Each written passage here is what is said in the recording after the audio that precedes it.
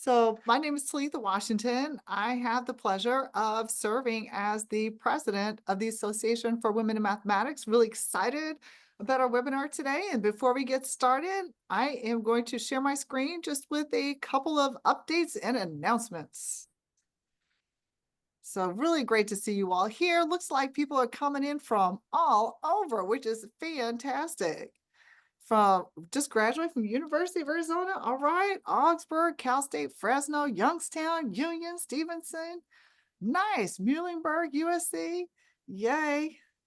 So great to see everybody. Smith, UVA, Brigham Young. Fantastic. UNC Greensboro. I was just in Greensboro. Santa Clara. Great. Welcome, everybody. So glad you all could make it. Fantastic. So today we are going to have an amazing discussion around breaking the code, careers in the intelligence agency. And so we have some amazing panelists who will soon be introduced.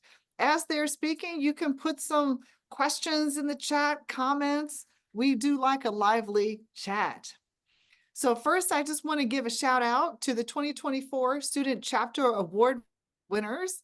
I don't know if anybody's here from University of Mississippi who got the Community Outreach Award. Is anybody here from University of Mississippi? We also have the Colorado School of Mines who got the Fundraising and Sustainability Award. Is Colorado in the house or the Zoom, right? And then also for professional development, that was awarded to Purdue University, and scientific excellence at the University of Alberta.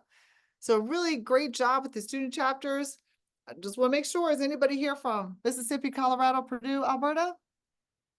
Just figure out to ask. And so how can your student chapter get this award? Apply. Submit an application to be considered, and we would love to honor your work and recognize all of your achievements. So really congrats and kudos to these amazing chapters. How do you start an AWM chapter? Super easy. All you need are a couple things.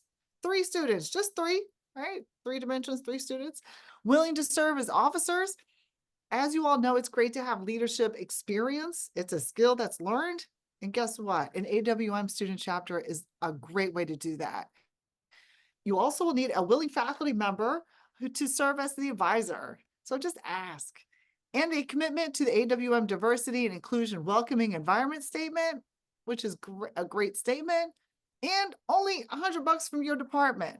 As they say, asking is free. Reach out, organize, start a chapter. We'd love to support your mathematical journey. We have a QR code for the webpage right there, so you can take a screenshot of that and have a student chapter. In May, I think it's April, something showers and then flowers, whatever. It's fall, so I haven't even thought about spring yet.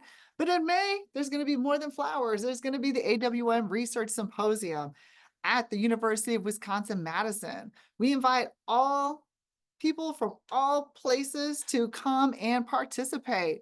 If you want to suggest a speaker, do it. And if you want to plan a special session, jump in, poster, presentation, what have you, jump in. There's a place for you there. So hopefully we'll see you in May among the Wisconsin flowers, maybe a little cheese, but definitely some great mathematics. I want to give a special thanks to our organizers who really worked hard in bringing an experience for you. Jasmine, Judy, Beth, Monica, Sarah, who really just bring all this together. I'm really excited to hear from our speakers, and it's good. Y'all gonna have an amazing time. So without further ado, I'm gonna turn it over to, oh wait, there's one more. Beyond the lecture hall. Was I supposed to wait for this for later, Judy? Okay, so she said, go ahead, go now. Please mark your calendars. We'll probably send you a follow-up email after the Zoom webinar, just in case you can put on your calendars. On November 8th at 4 p.m. Eastern Time, we are going to have a similar format, nice, informal, and informative, on Beyond the Lecture Hall, Perspectives from Academia, Tips, Tricks, and Tidbits for you to succeed. So we're going to have a really great panel. Andrea from UMass Amherst, my amazing chair at the illustrious Clark Atlanta University, Lakeisha and Manani from Lafayette College. So we'll see you back in November. But for right now, we're going to get started and go and dive into gaining some intelligence from the intelligence community. As you know, right now, folks are ramping up to put out applications. Please be connected to your career services on campus. If you have a career fair, go, because you know the career services, whether you're a graduate student or undergraduate student, a part of your fees actually go to support that. So use that service. They can help you bootstrap up your resume, CV, and get you connected.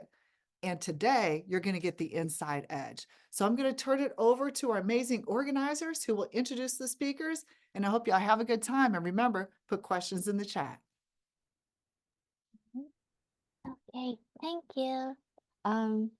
Cool. So, for the questions, there's a Q&A tab, and we ask that you put it in the Q&A tab instead of the chat function. Okay, so we have 3 speakers from the NSA today, and the first speaker is Michelle Kerr. Michelle is an applied research mathematician at the National Security Agency. After earning her master's degree in mathematics from Boston College, Michelle joined NSA in 2008. She has spent the majority of her career working in NSA Cryptoanalysis and Signal Analysis Office, both in Maryland and as an integrated partner agency in Australia, Canada, and California. Michelle has also assisted with NSA's math hiring throughout her career and regularly conducts interviews for new applicants. Michelle enjoys hiking, biking, and playing board games with her husband and 2 daughters in San Diego. Take it away. Hey, hi, thanks. All right, I will try and share my slides. Let's see. That work?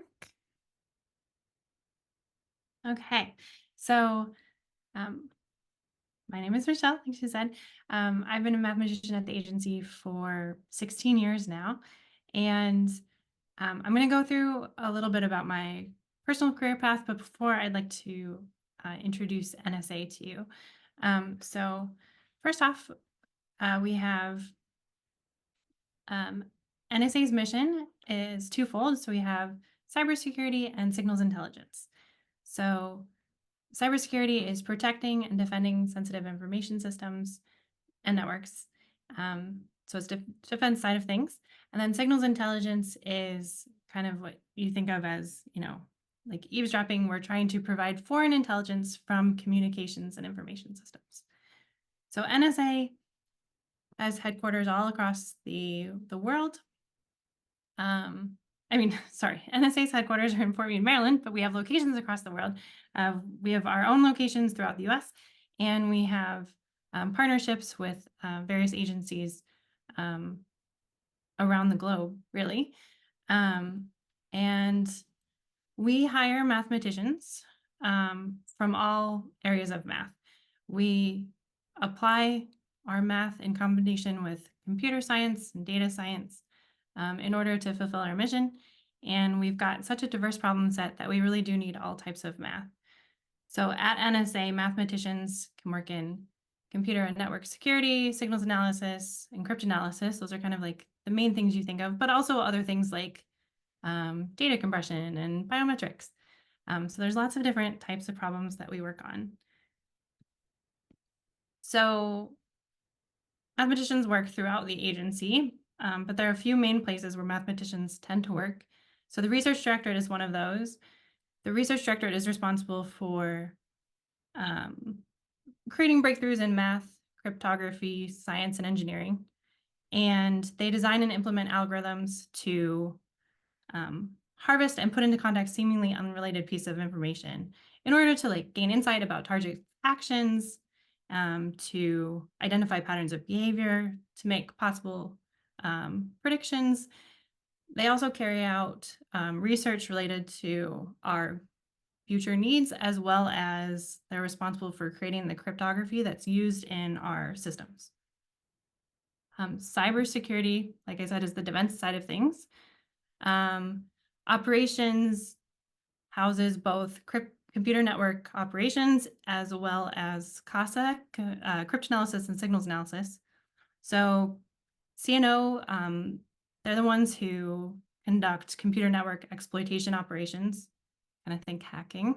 CASA is what you might think of when you traditionally think of crippies, breaking codes, that sort of thing. And then we have research, which is, sorry, not research. Let's see. Can we? There we go. Then we have capabilities. So capabilities is responsible for developing the capability standards and guidance to develop the capabilities used across the enterprise. So that includes like capabilities for collection, but also like processing of data, that sort of thing. Then we also have mathematicians scattered around, for instance, in workforce support activities. So that might be like training. Engagement and policy is responsible for outreach, and business management and acquisition. You can think like payroll, contract management, that sort of thing. Okay, so my history. So I went to St. Louis University. Your slides are not advancing. Should they be advancing? Oh, yes. It's still on the What's first going on then? my NSA career slide. Oh boy. So this is not at all what I thought I was showing. I don't think so. Interesting. Okay, guys, let's see.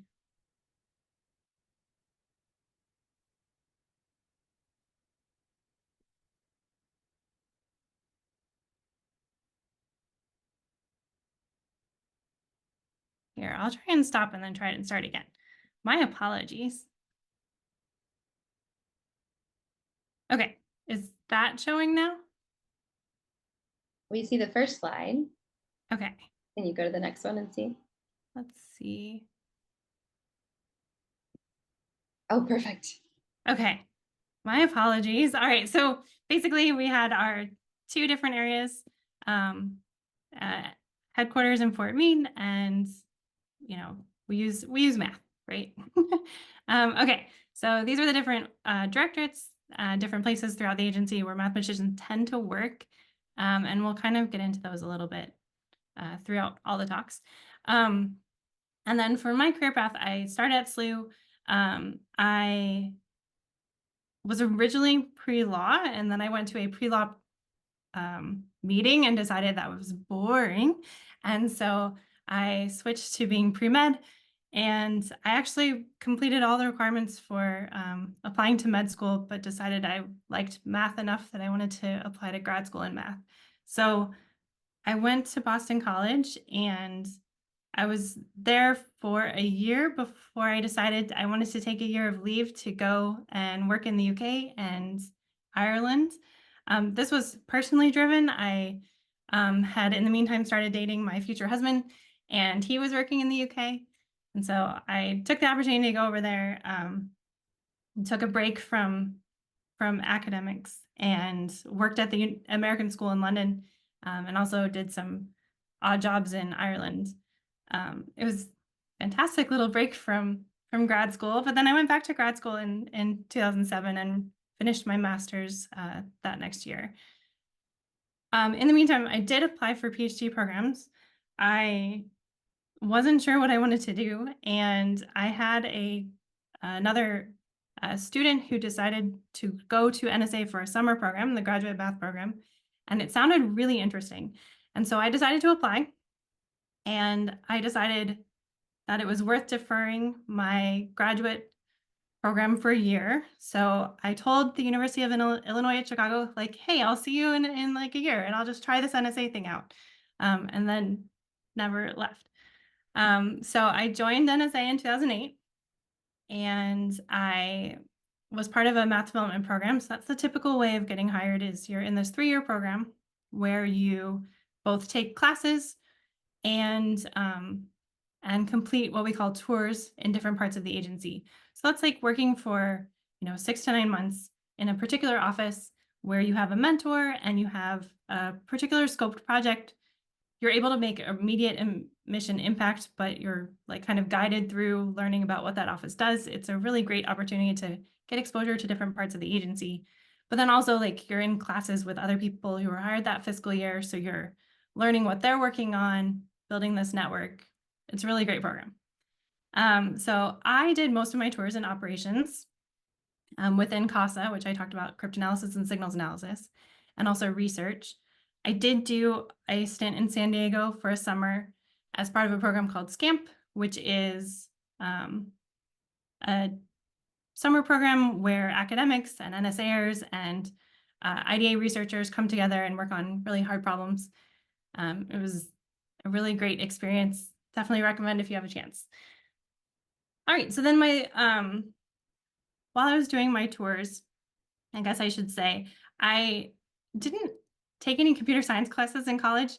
I do not recommend this path, but I did decide when I joined NSA that I should use my tours as a way of like learning different programming languages and also different areas of math. So for example, my first tour, I chose to work in an office where I learned C programming and signals analysis. And then I also did a tour in research in the Office of Cryptography, where I kind of played around with potential public key algorithms and Magma. So I did this throughout my time in the development program. And the final office I landed in was high performance computing, where I worked on what I'll call Project A. So I loved Project A, and I decided I wanted to keep doing that. And so I stayed on in that office for 4 years. In the meantime, I got involved in math hiring and outreach, and I got involved in the Women in Math Society, which is a group whose aim is to promote like the recruitment and retention of women in math at the agency, and also through the support of like national efforts to address underrepresentation of women in math. So that was really a great, fruitful time in my career. I also personally got married and had 2 kids. And so it was a busy, busy time. In 2015, I decided I was ready for something a little different, and I applied for overseas positions. And so I ended up going to Canberra, Australia, as the CASA Integree at our partner agency, the Australian Signals Directorate. This was a really, really great experience.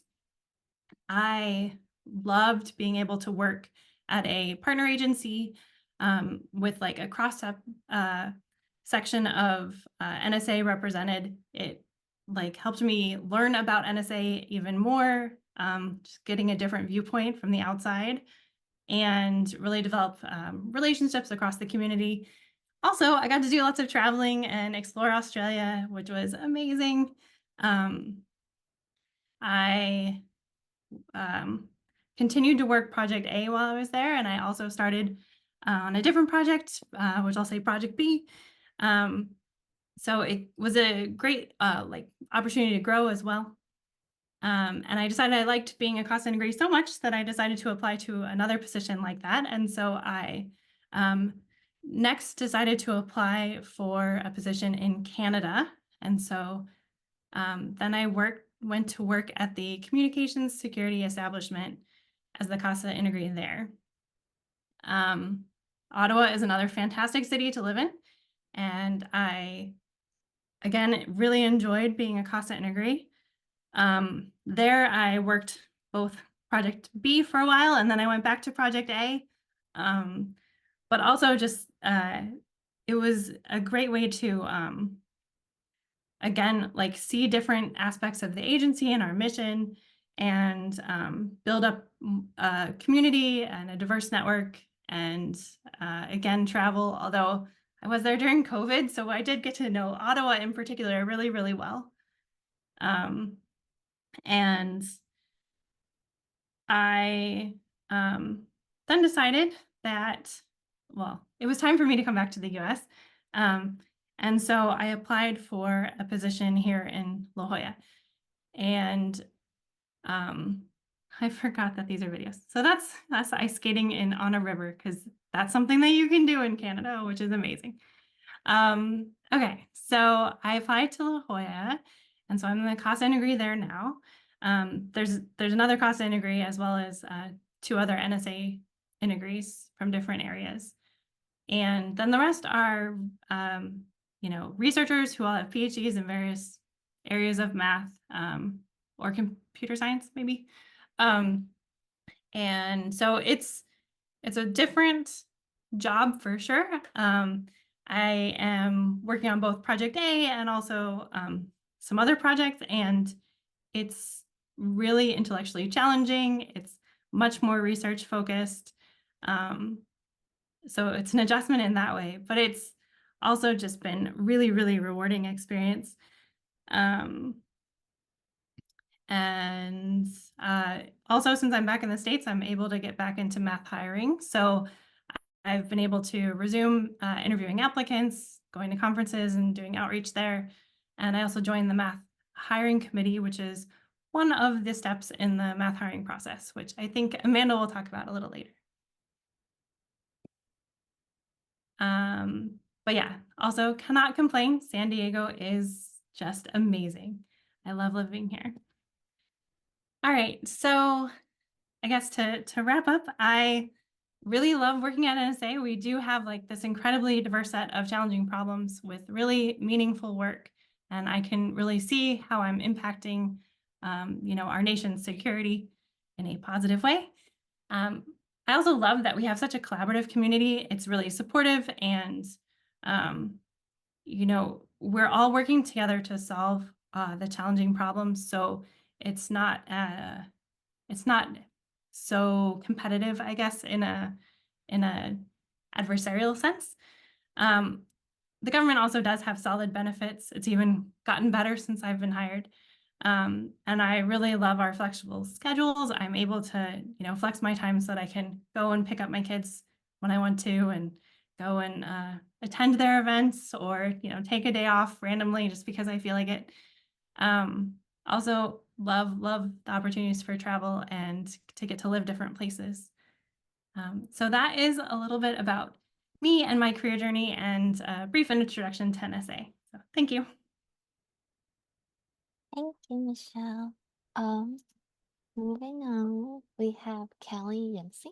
And Dr. Kelly is a research staff member at the Institute for Defense Analysis, Center for Computer Sciences, short term for IDA-CCS, where she has been working as a mathematical researcher since 2016. Prior to working at IDA-CCS, she earned her PhD from the mathematics department at the University of Illinois at Urbana-Champaign in 2013, and held a postdoctoral position at the University of Maryland in the dynamical system group. Kelly's main area of research is in ergodic theory and symbolic dynamics, but she enjoys learning about all fields of mathematics. She's passionate about advancing women in mathematics and looks forward to chatting with participants about anything and everything, including choosing a graduate program, picking a thesis advisor, working in industry, etc. Thank you. All right, thank you. Let me share my screen here.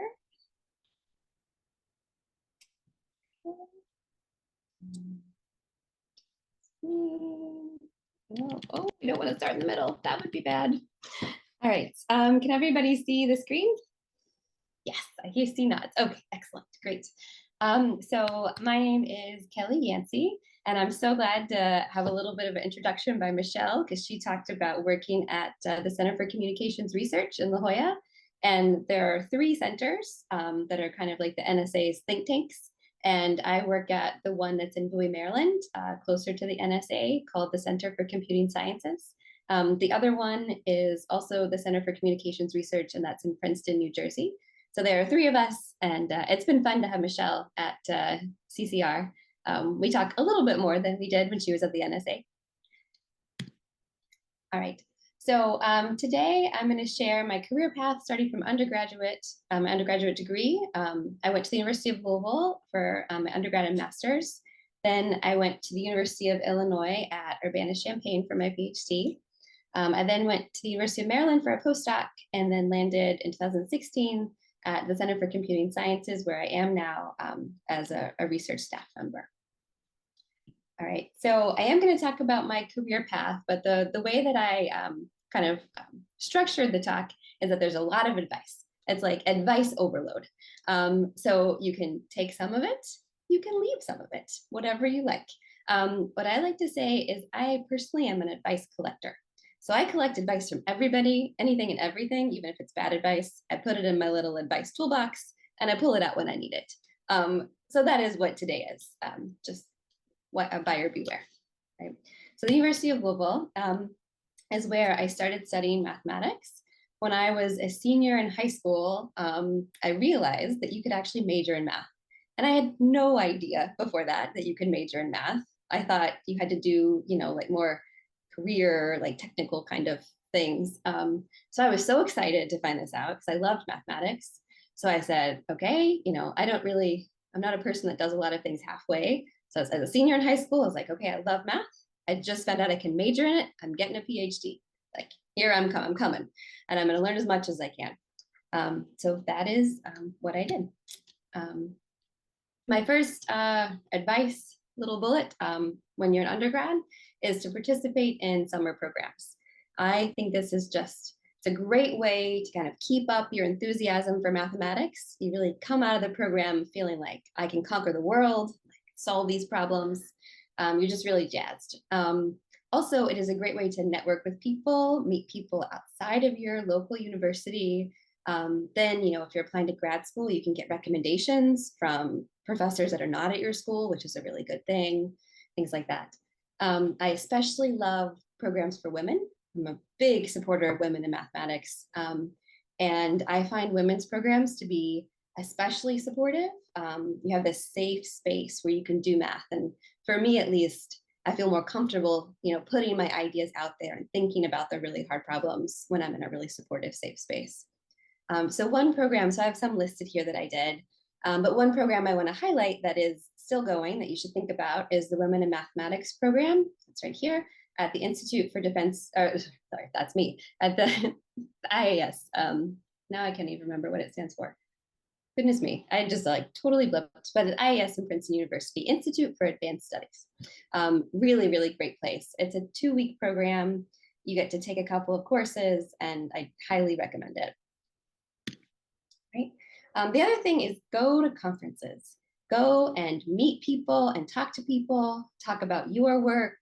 It helps you get practice, talking about mathematics, giving talks, but also it's just really good networking. So again, the main conference I want to highlight here is the Nebraska Conference for Undergraduate Women in Math. It's the biggest conference in the country for women in mathematics, for undergraduate women in mathematics. It's just a fabulous weekend event. So I highly recommend that conference. And then you can go to your local meetings. We have these local sectional meetings of the AMS, the MAA, and they shouldn't be too far off. That's the idea of the local meetings. You could drive, get a bunch of students together and drive, stay in one hotel room. It's not so much money. And you get a lot of experience going to math conferences. And if you can, try to talk about your work, what you've been doing. Work? Okay, there we go. The other thing is just challenge yourself. I think, like Michelle said about the computer science courses, same goes for me. I was on a very pure math academic track until the middle of my postdoc. I was I had my blinders on. I knew exactly what I wanted to do. And then I did a scamp, which I will talk about in a little bit. And the world kind of opened up. And I saw all of these possibilities that I had no idea about before. And so one thing is don't put yourself in a box and don't close any doors. All the little things you can say. That just go out and do things that are outside of your comfort zone. I think that's really important. When I talked about those summer programs, maybe try one in computer science, right? There's no reason it has to just be in mathematics. I took graduate courses as an undergrad. Our math club had died, started it back up. I did lots of theses because I thought they were really fun. Just take advantage of all the opportunities around you. And if you don't see any opportunities, you should make some. You should go to a professor, and I guarantee you somebody is going to be willing to make it happen, right? So after that, I went to the University of Illinois at Urbana-Champaign. That's where I did my PhD work. So I was there from 2008 to 2013. And my motto in grad school was to work hard and play hard. Again, just like I said before, I don't do a lot of things halfway. I just like go full throttle for both things. So in the work hard section, I was an NSF graduate student fellow. I highly recommend applying for one of these. They are wonderful fellowships.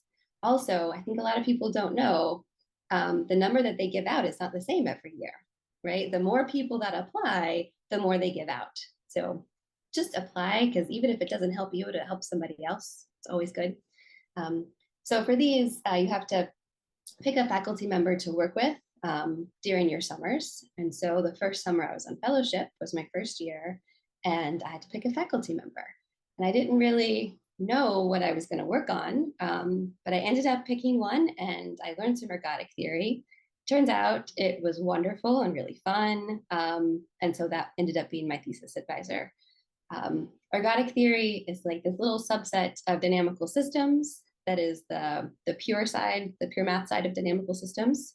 So it involves, orbits and maps of dynamical systems, but also some harmonic analysis and things like that. So I published, several papers and presented my work at conferences, lots of traveling and networking, all that good stuff. So work hard, but don't forget to play.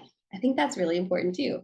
When I was in grad school, I think it was one of the best times of my life. Like, it was really, really hard, but I had the best time. So I made lifelong friends, and I also met my husband there.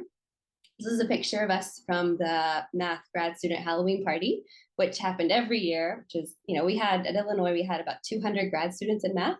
So it was a big party, and it was really fun. So don't forget to play a little bit too. Why is it? There we go. I find that I'm happier if I'm within a community of people and I feel supported and I know the professors and the students around me. So the way that I build my own community is I like to get involved with things. So not only was I, teaching and doing my research, but I was also mentoring, participating in academic committees, organizing seminars. I even helped put together the math department homecoming events when alumni would come in. So you can see there in the middle, I put together this like math trivia game, which was really fun. Just always being involved and building up that community. I'm so sorry. As we've been talking about, kind of, a big theme of today is women in math, right? So please, support women in math. I'm a big supporter of women in math, and I have been throughout my whole career, and I find it's really important and very valuable. So I think my first program for women in math was after my sophomore year of college, I think. And since then, I've been building up this large network of female mathematicians that I can lean on. So I have this big network of people. And then if anything happens, because things happen, right? I know who I'm going to call. I think about my network and I think who would be the best person or who's maybe gone through this before. And I talk to that person. And at this point, I know a lot of people in academia and otherwise. And I just find this like the best way for me to be a positive, happy person and productive at the same time. So when I was at Illinois, I helped start the AWM grad student chapter, which was good. We organize activities every month, to help build up that supportive network at Illinois, and also organize the first Sonia Math Day for girls, which was really fabulous. So when I was at Illinois, I said I met my husband. So we got married our last year of graduate school. So we were both mathematicians looking for jobs at the same time. So that is what is classically called the two-body problem. And it's a hard problem to solve. It's like, people say at CCS, we work on impossible problems. I feel like the two-body problem is like one of those problems. So I went to the university. We got really lucky, by the way. I went to the University of Maryland for a postdoc, and my husband went to the Center for Computing Sciences, where I now work. So they're pretty close together. We solved our two-body problem. Fantastic. But a postdoc is 3 years. So it kind of has an expiration date on it. So I was trying to figure out what I was going to do. So in the middle of the postdoc, my husband convinced me to do, again, this word SCAMP, which I promise I will talk about. And it's where we, at CCS, we bring in academics to work for the summers on really hard problems. And luckily they hired me and I absolutely loved it. Like really, really loved it. So, you know, two-body problem solved. So while I was at Maryland, I continued to support women in math. And when you're a postdoc, you have different ways of doing that. So now I was the faculty mentor for the AWM chapter. I got to organize, career workshops for women to tell them how to solve their two-body problems when they had them. That was a big thing we talked about. And mentoring female grad students. I also continue to do the things that I love. I think, I like to work really hard, but I like to work hard because I like the stuff that I do. I think that makes a big difference. So I was continuing to do my ergodic theory research and teaching. I also started supervising undergraduate research, which was fun. It was a whole new experience. Visiting colleagues, giving talks, lots and lots of networking, organizing conferences. I also stayed connected to my alma mater, UIUC, by being on the advisory board for the math department. Just lots of things.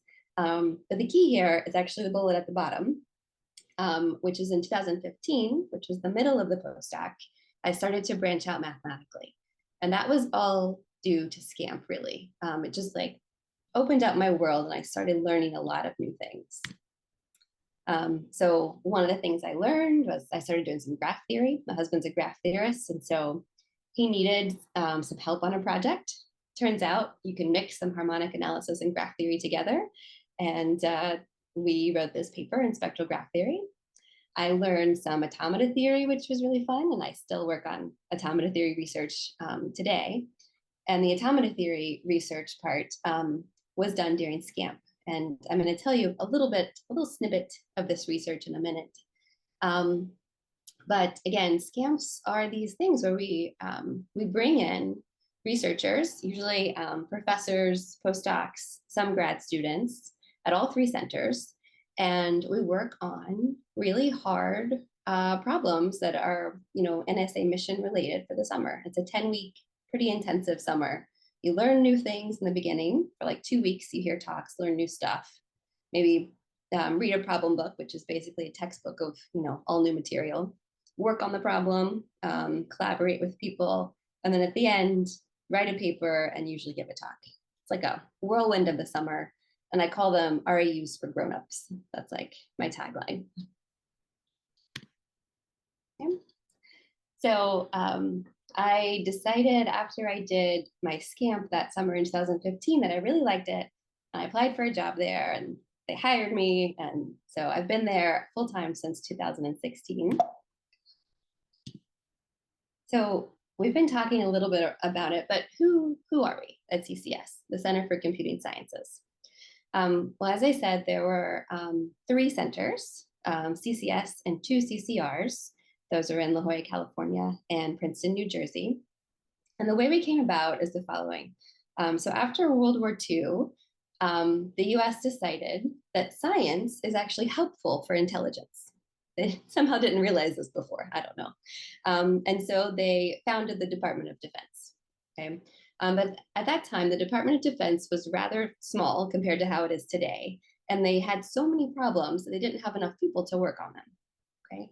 So this was in the 1950s, early 1950s.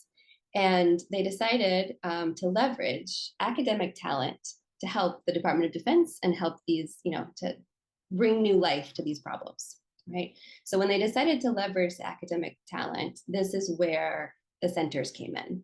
So they had the first SCAMP actually at UCLA before we even had a center. And then that went so well that after that, they started the Center for Communications Research at Princeton, New Jersey, and that was in the 50s, to kind of do that thing full time, where our centers, our mission is to be the bridge between academia and the NSA. And now we have 2 other centers. There's 3 of us in total. CCS was founded in the mid 80s, I think. So we're an FFRDC, federally funded research and development center. We are, the 3 centers are the NSA's only like sole FFRDCs. You know, the DoD created us to work on their problems. Some people call us NSA's like think tank, if you want to think about it like that. So we perform the fundamental research in support of the NSA's mission. So think about, we're supposed to think about the like hard long-term problems, things that the NSA might need solved in 5 to 10 years, things like that. At CCS, we hire mathematicians, computer scientists, computer engineers, like a little bit of the whole thing. We have about 50 researchers located in Bowie, Maryland, not so far from NSA's main headquarters. It's very collaborative and very academic in nature, right? There's 50 of us, and then there's a director and deputy director. So it's kind of like an academic math department. And we host these scamps every summer. So if you're interested in a summer thing, you can talk to me later. You can email me. I think my time slot to talk to people is on Monday, if you're interested. So let's do some technical work, because we're mathematicians here. Like, we want to see some work, right? So here we go. This is a snippet of the work that I did, the unclassified portion of the work that I did during my first scamp.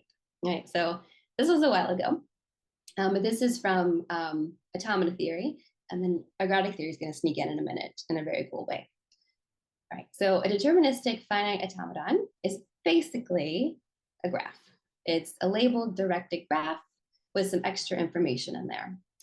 So we see we have a picture, an example of one here. We have 4 vertices in this graph, 1, 2, 3, 4, and the edges are labeled with A's and B's. So we have some finite alphabet floating around. Here, our alphabet consists of the 2 characters A and B. The extra information is that we have this bold X, which denotes an initial state, and double circles, which denotes a final state. So the state 1 is my initial and final state. Okay. So associated to one of these finite state machines is a language, okay? And the language is composed of words, as any language is, and a word is just a string, a finite string of A's and B's, okay? But usually with some sort of special structure, depending on the finite state machine that it goes with. All right, so if we look here, we get a word in the language by starting at our initial state, taking a walk in the graph and recording our labels as we go, and then ending at the final state. So if we look at this one in particular, the final state and initial state are both on the bottom side of the graph. So that means if we go up, we have to go back down. And it's the A's that go up and down, right? So you're going to always get an even number of A's.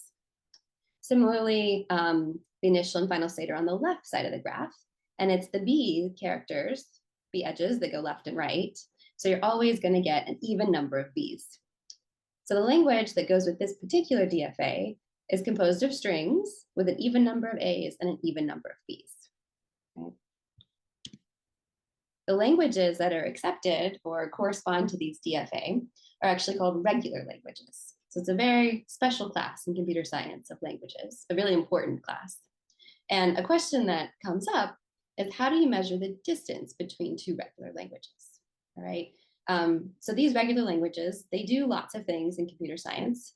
And there can be a whole list of them, and you want to index them somehow or manage them. And a distance metric can help with that. So maybe you just draw a little Venn diagram and you think, well, I want to see how big the symmetric difference is. But the symmetric difference is infinite, so you can't just count how many things are in it. So we're going to measure the complexity. All right. So I say ergodic theory to the rescue, because one of the approaches you can take here uses symbolic dynamics, which I think is super fun. So at a very high level, what you're going to do is you have your 2 graphs that correspond to regular languages, and you compute their symmetric difference using operations on the graph, which I'm not describing any of these things, okay? Graph operations, you have the symmetric difference, you have a new graph. You convert this new DFA into something called a suffix shift, which is an object from dynamical systems, from ergodic theory, okay? And then now you have an object in dynamics, and you compute its topological entropy, which is a nice computable thing for this particular kind of object. Okay, so that's what we're going to do, and we'll see an example in the next slide. We also, prove some theorems because we're mathematicians and things. One of them is just to say that the topological entropy of one of these associated shifts is actually equal to more classical things that you would compute in computer science, dealing with like Shannon's channel capacity or something like that. So here's an example. We have our graph over here. This is our esophagus shift. Looks very similar to a DFA, but it's not because it has no initial and final state information, but it's very similar. And the set of points in this shift are actually sequences of A's and B's with no 2 consecutive B's. As you can see, if I take the B edge going this way, I have to do an A next. I can't do 2 B's in a row. So to compute the topological entropy of an object like this, you write down the adjacency matrix for the graph. So here I have one edge from 1 to 1, one edge from 1 to 2, one edge from 2 to 1, and 0 edges from 2 back to itself. Compute the eigenvalues. There are some restrictions on these graphs, which I'm not talking about. So you can use Perron-Frobenius theory. You have one of these, non-negative top eigenvalues. And then the topological entropy is the log of the top eigenvalue. Nice computable thing. It's beautiful. You can use all this information to actually come up with a distance metric, an actual distance metric, basically, between regular languages, which is interesting. Okay. So that was a little math break. So back to my job. Generally speaking, I think that you should look for a job that fulfills you professionally and personally. That's what I look for. I hope everyone strives to be fulfilled in many ways, and those are 2 of the big ones, right? So for me, what that looks like is I want a job where I can set my own research agenda. I really don't like it when people tell me what to do. And everybody is different. And so I think here, the important thing is knowing what you like and knowing how you work best, right? And so I know that about myself. And so this is great. So it's very academic in style. I have all these problems at my disposal and I kind of look at them and it's like, well, maybe I'll try to do something creative in this realm, right? Areas that I like to think about include automata theory, graph theory, ergodic theory, linear algebra, number theory, machine learning, et cetera, et cetera, et cetera. There's many different things. Also, one of the fun things about working at CCS is that not only do I do mission problems, but I can also work on my academic research. So I continue my line of academic ergodic theory research as well, which I find very fulfilling. And the second part of this slide kind of tells you what a typical pipeline looks like for a problem, because it's similar to academia, but a little bit different. So you have this mission problem that you've decided to work on, and it is, it's not a math problem. It's a problem in the real world, right? And so usually the hardest step, at least for me, is turning that into a math problem. Like, what is it actually going to look like mathematically? Then learning new things to solve that math problem, usually, proving some theorems, writing an algorithm to do something, coding up the algorithm, testing the algorithm, experimenting with it, then writing the research paper, attending conferences, and presenting your work. That's like kind of the whole flow. And I enjoy it very much. The other side is I like to be fulfilled personally. And that has many different facets, but here are 2 of them.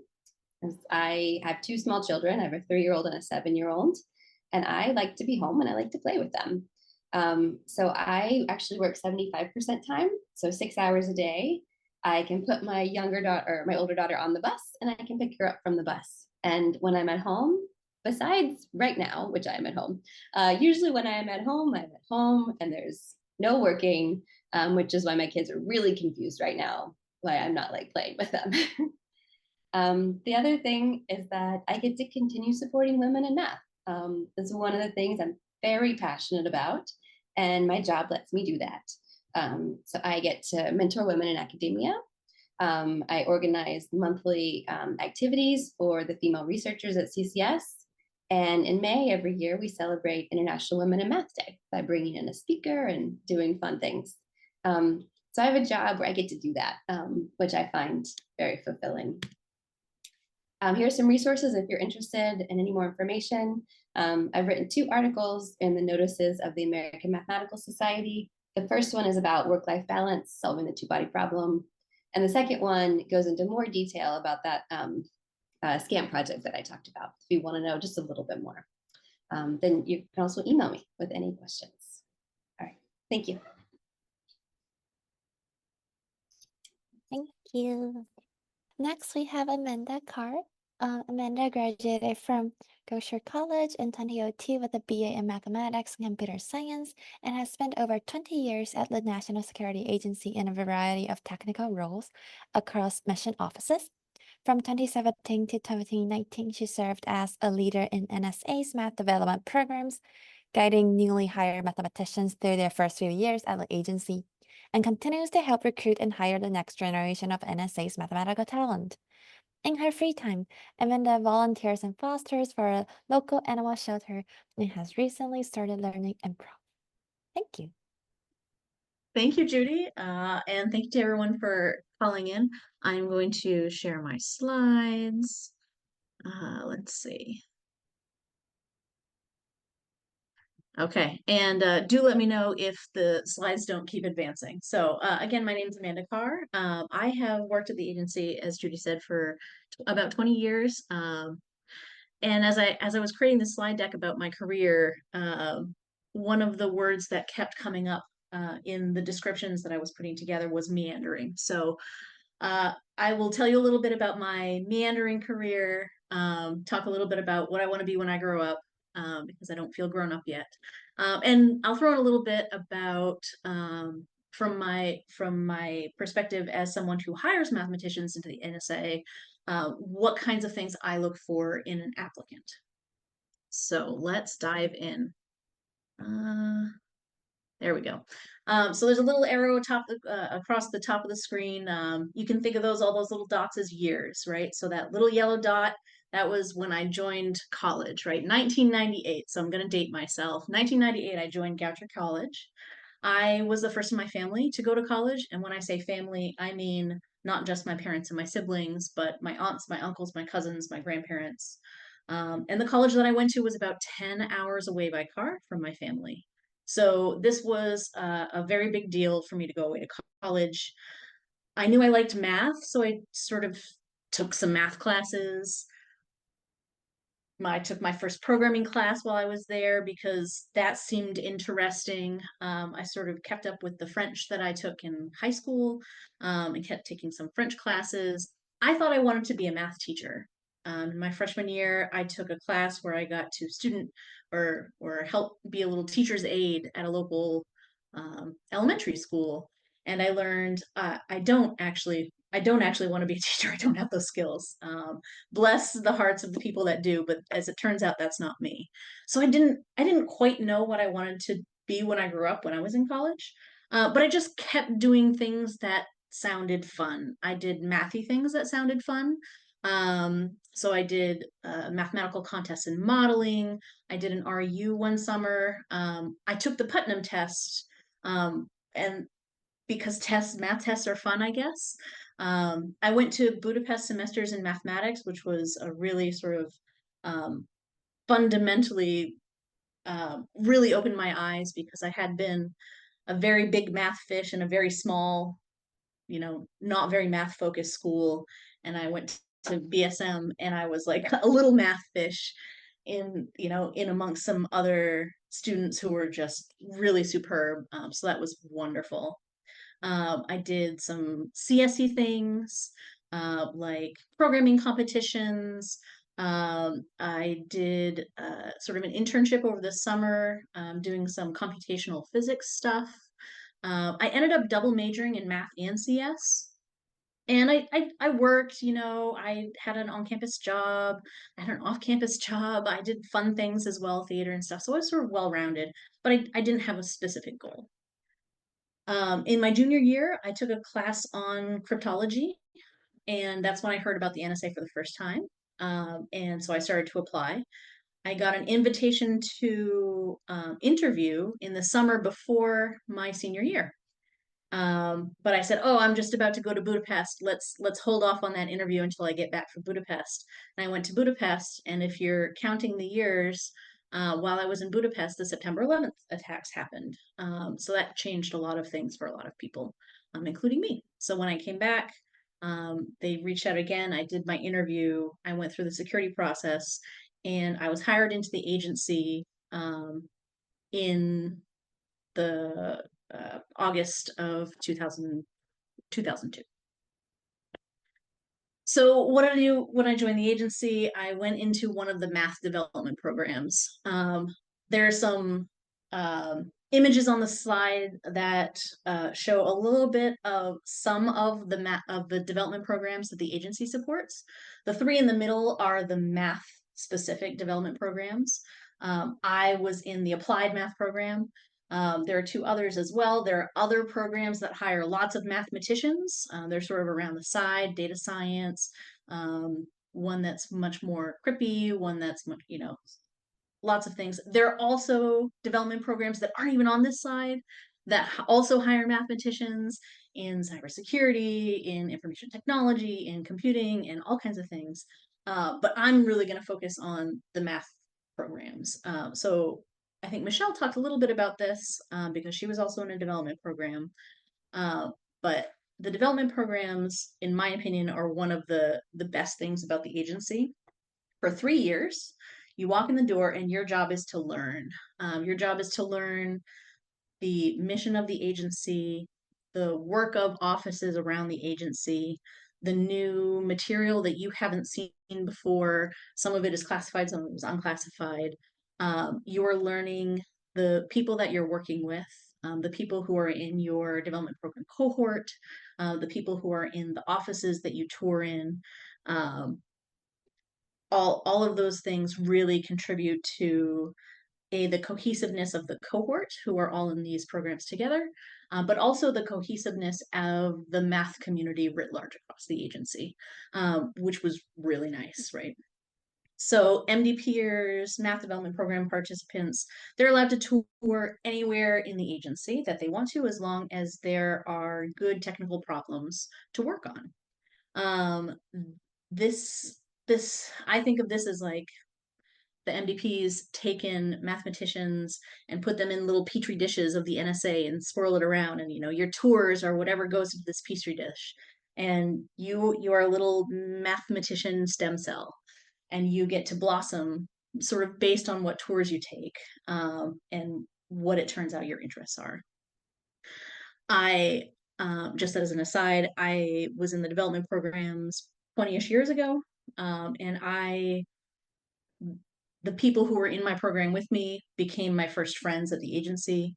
And they are still both in my personal and professional network today. And I'm very pleased to be working alongside many of them, and, seeing them outside of work also, just, having fun. So I can talk a little bit about what I did when I was in the development program.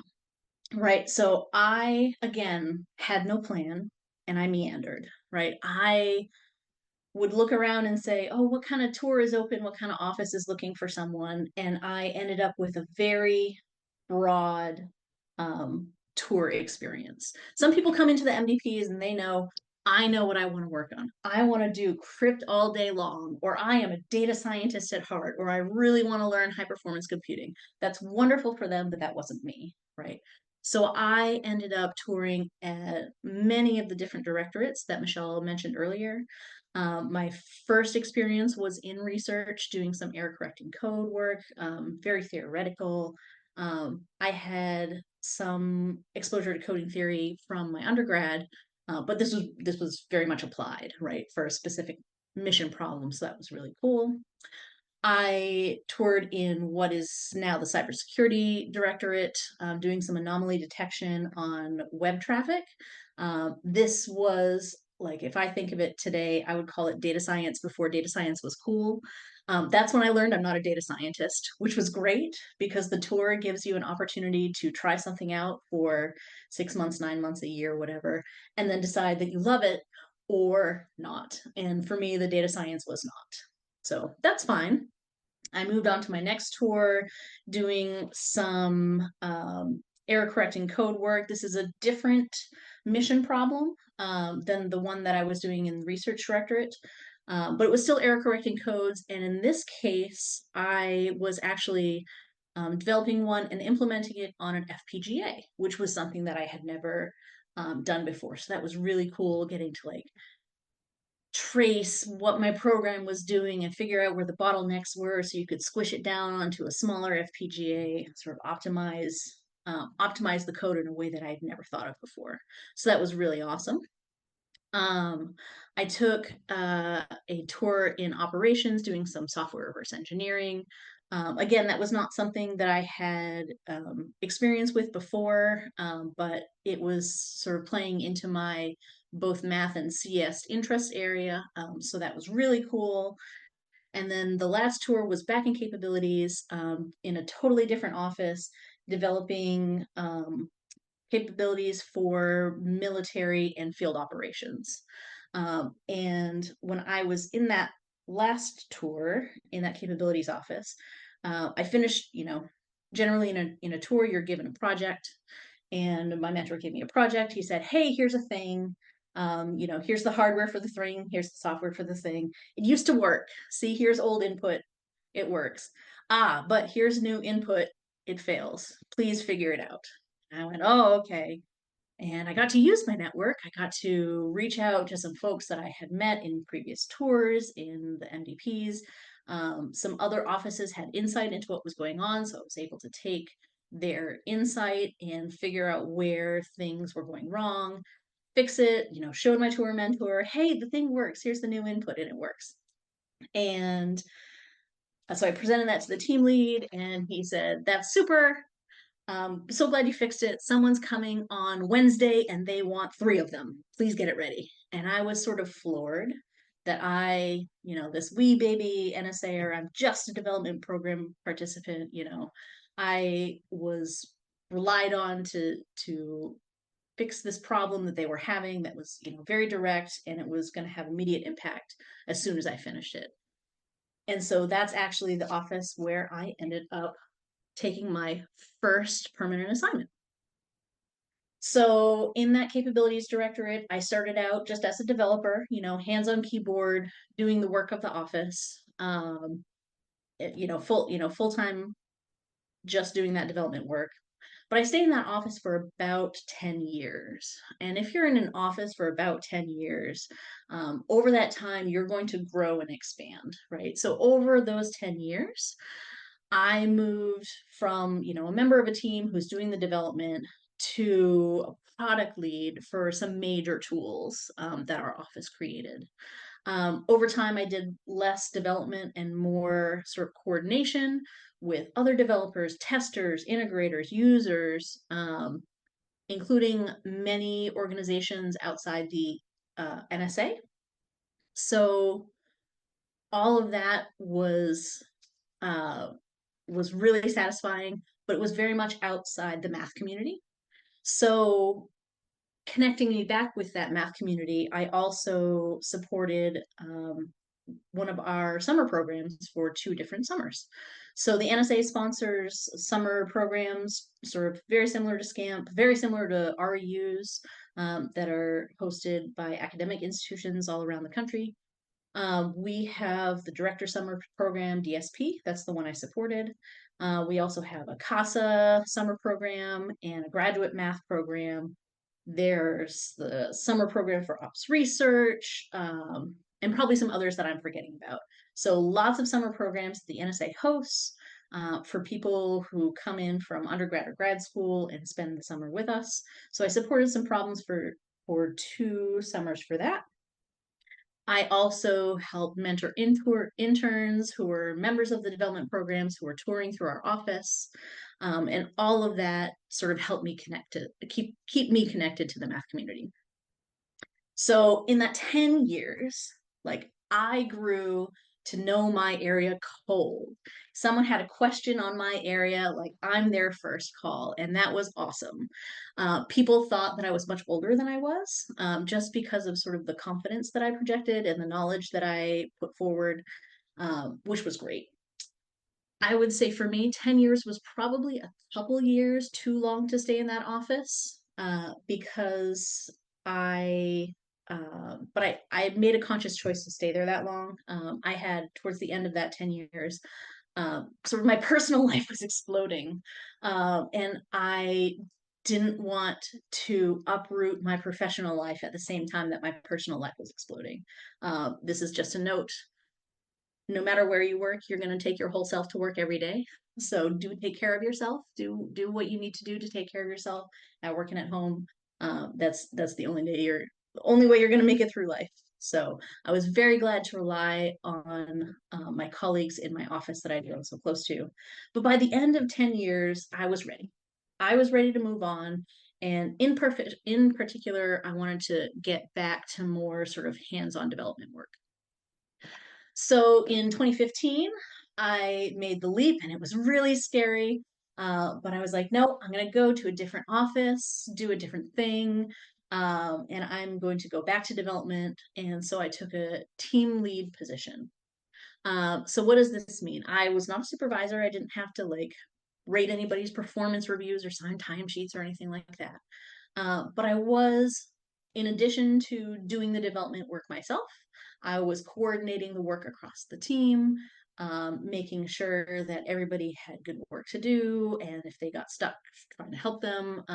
There were interns again that cycled through from the development programs that were on my team. I was still doing some coordination outside my office, outside my team, but it was definitely not the main focus of this job.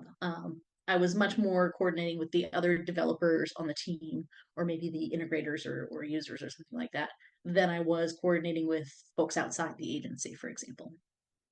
And when I was in this office, I started doing technical interviews for the math development program. So what does this mean? When an applicant comes in and they put in their whole package, someone has to talk to them and, actually perform the interview. So I started doing interviews at this point during this job. I would do, maybe, a couple a year, every other month, something on that line. And I enjoyed it. It was delightful, meeting all those people. Again, keeping connected to that math community.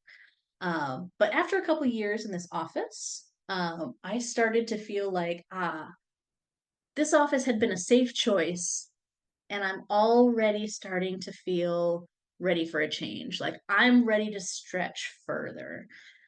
I didn't quite know what I wanted to do. Again, I didn't have a specific plan.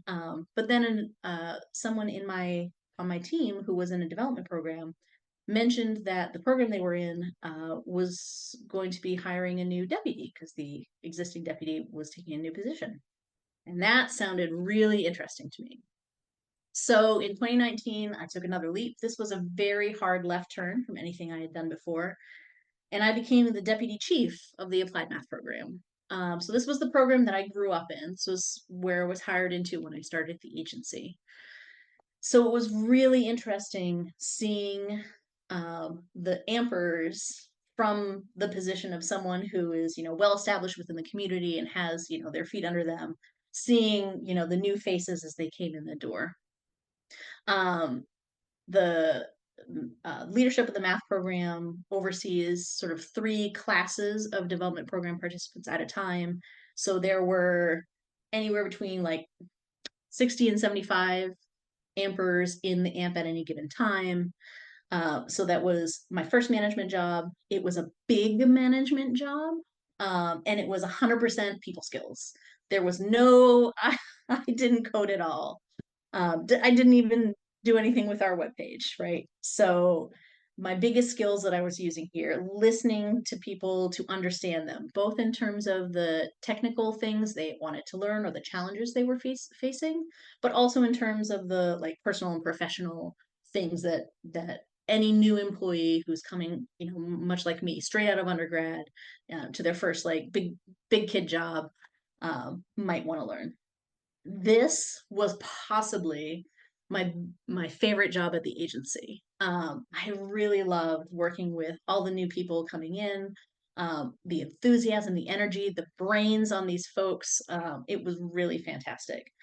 But ultimately, it was a little further away from the mission than I preferred. So after a couple of years of that, I was ready for another change. and I moved to the Engagement and Policy Directorate. This is not one where a lot of mathematicians go. It is a smaller directorate, but this is where I think Michelle mentioned, this is where we do a lot of our outreach. So I was doing outreach with industry partners, right? So we have some hard problem, the NSA has some hard problem, and we are looking across industry to see who can help us. And this is not just, whatever, General Dynamics or some big corporation that works with us a ton and knows all about our problems, and we sort of already know to go to them for whatever their expertise is. But also, what about some little Silicon Valley startup? What about, who's doing something totally new and novel for this problem that that we're running into? So that was very, I call it technically adjacent, right? So there was some little bit of technical work that I was doing, but really it was like a technical liaison type position. It was working with the NSA mission customers. It was working with the industry partners to figure out how the industry partners could help us solve whatever our technical problem was. I really liked that job. I was there for 5 years. It was engagement and policy, or the office that I was in. It's kind of like a wee mini NSA, right? So we had folks that had, technical knowledge like myself, analysis knowledge.